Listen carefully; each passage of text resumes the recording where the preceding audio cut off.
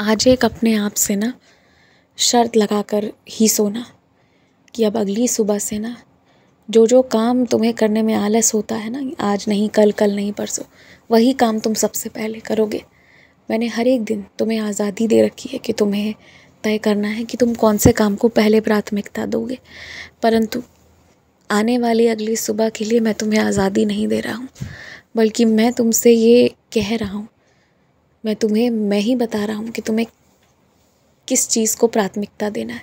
तो उन चीज़ों को देना है जो तुम आलस के कारण कभी नहीं कर पाते हो, तो कभी भूल जाने के कारण नहीं कर पाते हो, और हर रात एक अफ़सोस के साथ सोते हो। तो अब आज की रात के बाद ये आखिरी रात होगी जब तुम्हारे मन में अफ़सोस रहा। अब अफ़सोस नहीं होना चाहिए, इसलिए आज तुम मेरा ये बात मान लो और कल उन चीज़ों को प्राथमिकता देकर पहले निपटाना जो रह जाता है, छूट जाता है और तुम पीछे होते जा रहे हो। अपनी प्रगति में पीछे कभी नहीं होना चाहिए, हमेशा आगे बढ़ते रहना चाहिए। कई जगहों पर पढ़कर, सुनकर और विशेषकर तुमने किसी सिनेमा में देख लिया है जिसके कारण तुम्हें आग लगने का बहुत डर हो गया है, और वो भी किसी ने तुमसे कह दिया इसलिए भी और ज़्यादा। एक बात बताओ, तुम जिस जगह के बारे में सोचकर इतना डर रहे हो, आग तो कहीं भी किसी भी जगह लग सकता है। तुम ऐसा क्यों नहीं करते कि प्रत्येक दिन, प्रत्येक सुबह ये विनती कर लेते हो कि बाबा, जितने भी घर के सदस्य हैं, दिन भर जो जहाँ जा रहे हैं, सुरक्षित रूप से वो घर वापस आ जाने चाहिए। किसी पर कोई आँच नहीं, कोई तकलीफ़ नहीं आनी चाहिए। इतना ही प्रार्थना करो ना। फिर बाकी हर एक चीज़ का तुम अलग अलग से डरोगे, प्रार्थना करोगे, तो वो सब ठीक नहीं है। तो डरना बंद करो, और नकारात्मक चीज़ों को ज़्यादा पढ़ना भी ज़रूरी नहीं है।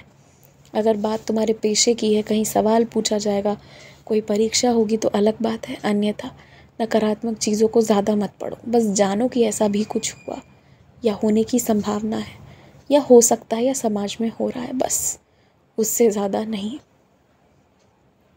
जिन लोगों को ऐसी आदत है ना कि वो अकेले अपने कमरे में जैसे तैसे कपड़े पहन कर रहते हैं, ठीक से पूरे कपड़े पहन कर नहीं रहते हैं, उनके कमरे में अकेले जाने से बचो, और उस तरह के लोगों के कमरे में बेसमय भी जाने से बचो।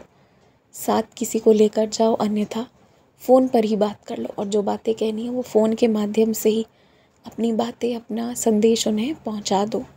परंतु जो इस तरह से रहते हैं ना, उनके साथ अकेले कहीं मत जाओ, या अकेले कमरे में मिलने से बचो, क्योंकि इससे तुम्हें असहजता महसूस होती है और मुझे ये अच्छा नहीं लगता। और हर व्यक्ति को सुधारना तुम्हारा काम नहीं है। कुछ जगहों पर तुम्हें बस अपनी सुरक्षा का ध्यान रखना है और कुछ नहीं। खुश रहो, मुस्कुराते रहो। आयुष्मान भव।